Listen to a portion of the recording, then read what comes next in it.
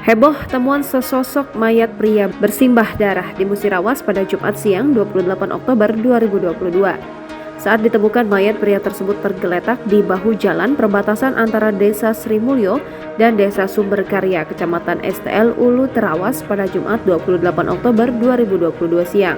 Oleh warga, mayat tersebut dikenali sebagai Riko, warga Dusun 2, Desa Sumberkarya, Kecamatan STL Ulu Terawas. Dugaan sementara, pria muda ini adalah korban pembunuhan karena ada luka di bagian leher. Saat ditemukan, kondisi korban telentang, mengenakan kaos oblong warna abu-abu dan celana panjang jeans warna biru.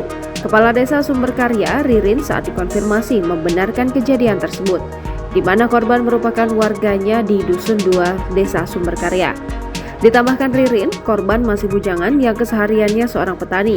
Ririn juga mengaku korban orang baik selayaknya bujangan. Sementara itu, pantauan di Satreskrim Polres Musirawas siang, pelaku pembunuhan terhadap mayat yang tergeletak di bahu jalan di Desa Sri Mulyo sudah diamankan. Hal itu juga dibenarkan Kasat Reskrim AKP Dedi Rahmat Hidayat sebelum serah terima jabatan.